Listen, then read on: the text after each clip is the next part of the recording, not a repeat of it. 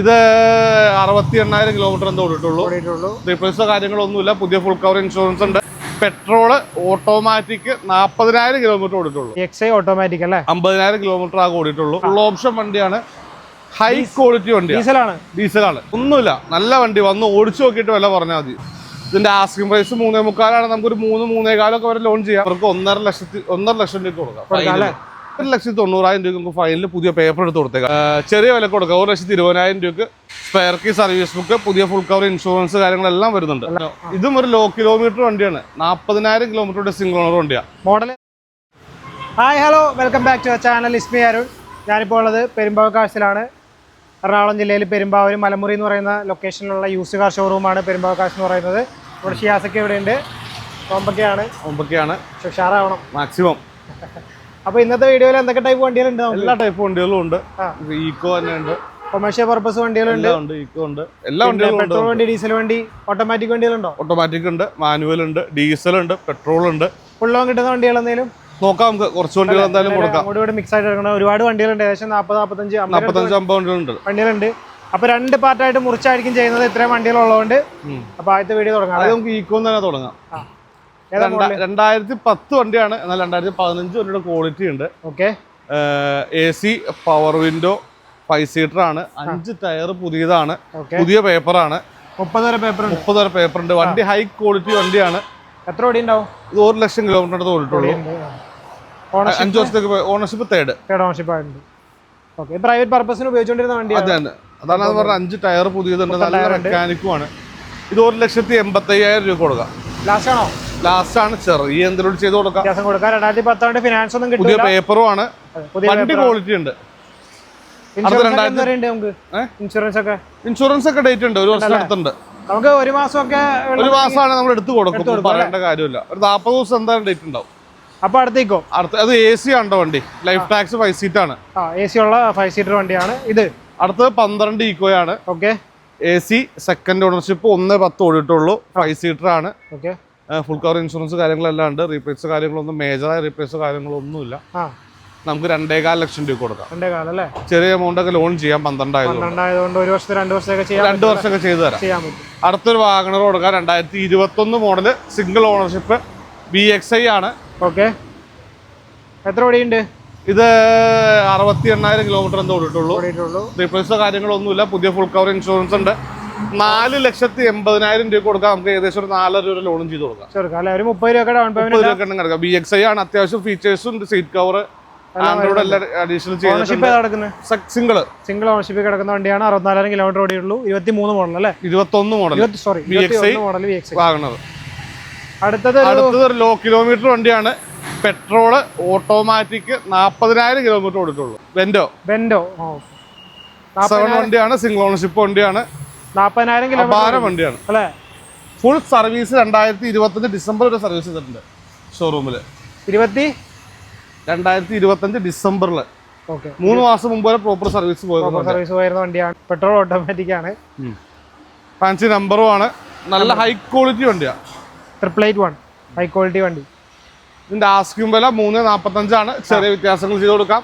Spare key, service book എല്ലാം available ആണ്. എല്ലാം ഉണ്ട് കേട്ടോ. അടുത്തൊരു അമേസ്. അടുത്തത് 2015 മോഡല്, 60,000 കിലോമീറ്റർ ഓടിയ Amaze petrol. Okay. Second ownership ആണ്. റീപ്ലേസോ കാര്യങ്ങളൊന്നുമില്ല. SMT ആണ് വേരിയന്റ്. മാക്സിമം ലോൺ ചെയ്യാൻ പറ്റിയ വണ്ടിയാണ്. ഇതിന്റെ ആസ്കിംഗ് പ്രൈസ് 3.25 നമുക്കൊരു 3-3.25 വരെ ലോൺ ചെയ്യാൻ പറ്റും അല്ലേ?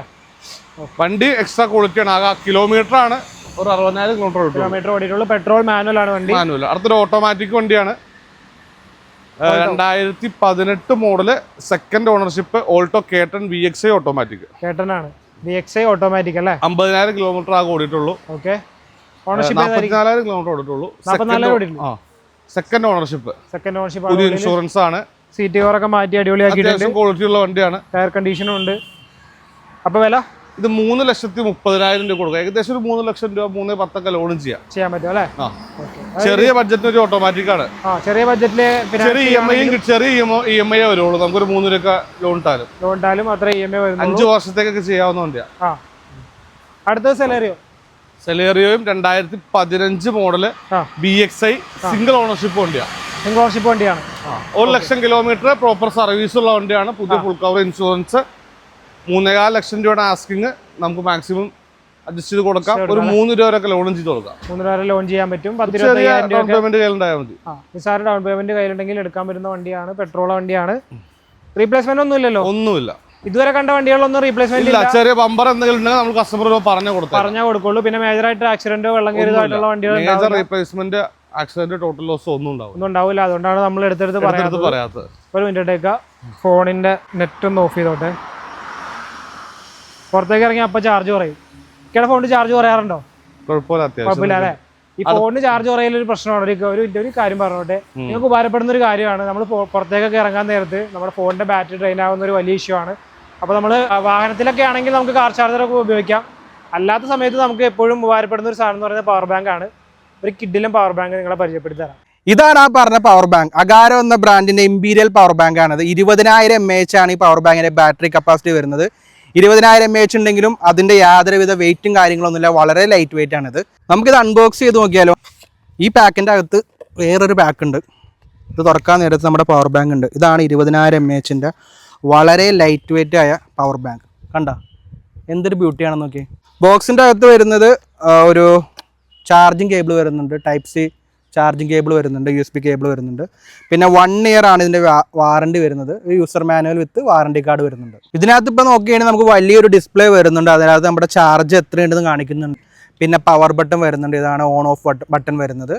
പിന്നെ ഇതിനകത്ത് 2 ചാർജിങ് സ്ലോട്ട് വരുന്നുണ്ട്. നമുക്ക് പവർ ബാങ്ക് ചാർജ് ചെയ്യാൻ വേണ്ടി ടൈപ്പ് സി സ്ലോട്ടും ഉണ്ട്, മൈക്രോ സ്ലോട്ടും ഉണ്ട്. പിന്നെ 2 USB സ്ലോട്ട് വരുന്നുണ്ട്.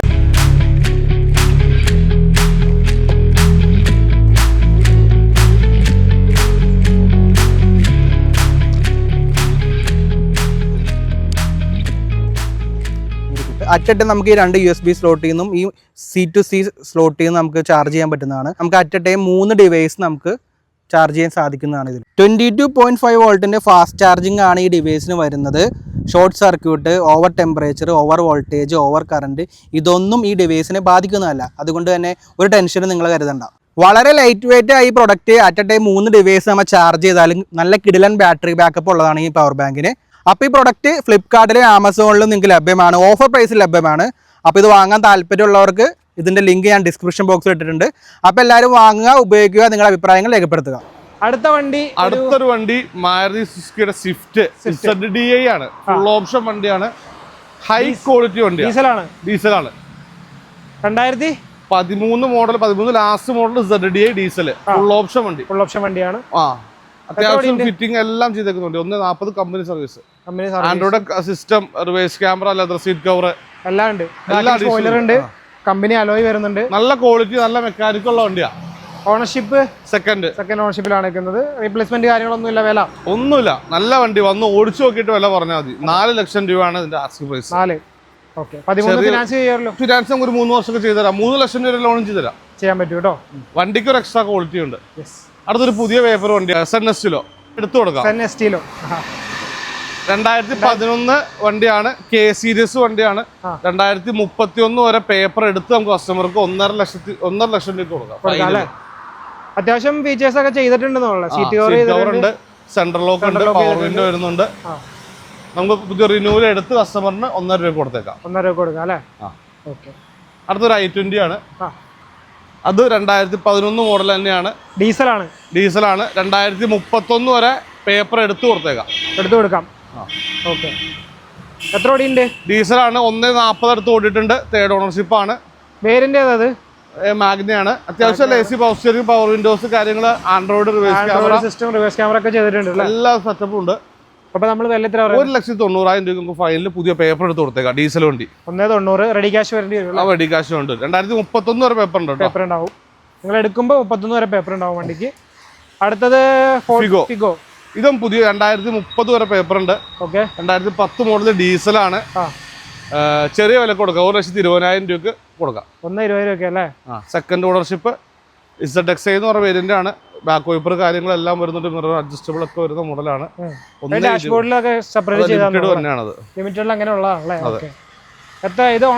സെക്കൻഡ് ഫൈനൽ നമുക്ക് 1.20 ഡീസൽ വണ്ടി ഫിഗോ 5 വർഷം പേപ്പർ എടുത്ത വണ്ടി കൊടുക്കാം അല്ലേ.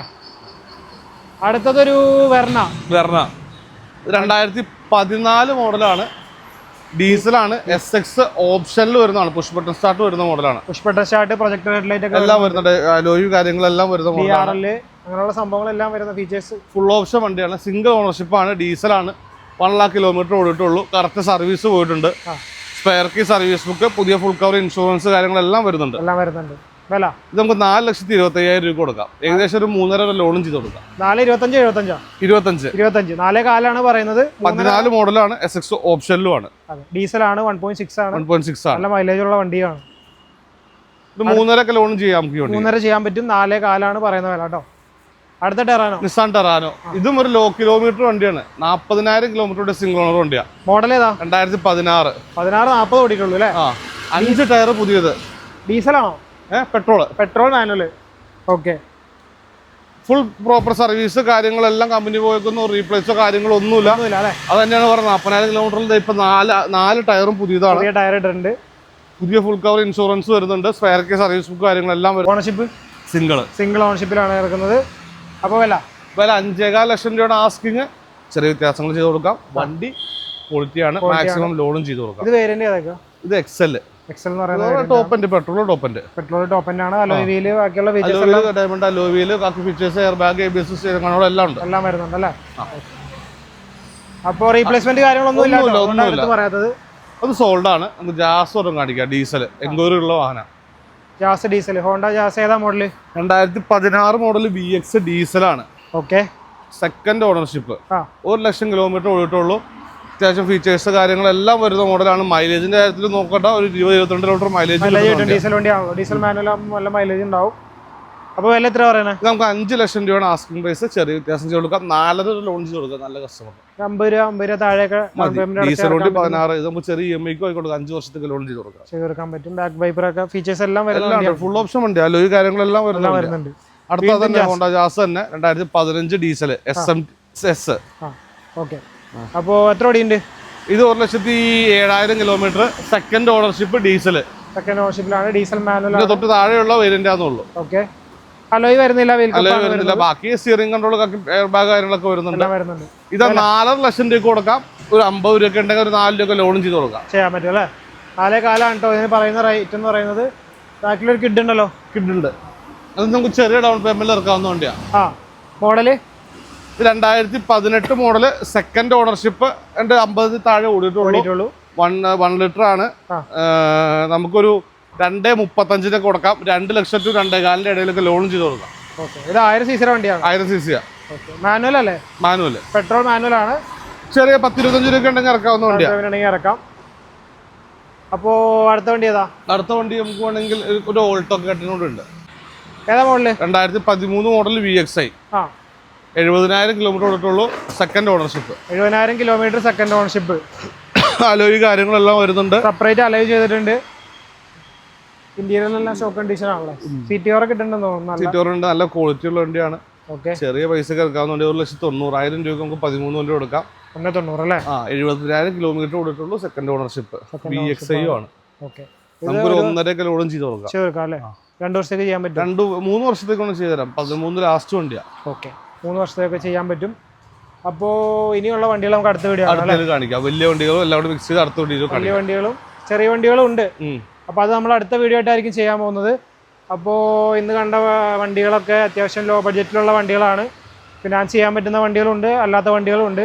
ഫിനാൻസിന് നമുക്ക് എന്തൊക്കെ ഡോക്യുമെന്റ്സ് വേണ്ടേ? Finance Aadhaar card, pan card, land tax statement കാര്യങ്ങളൊക്കെ മതി അല്ലേ?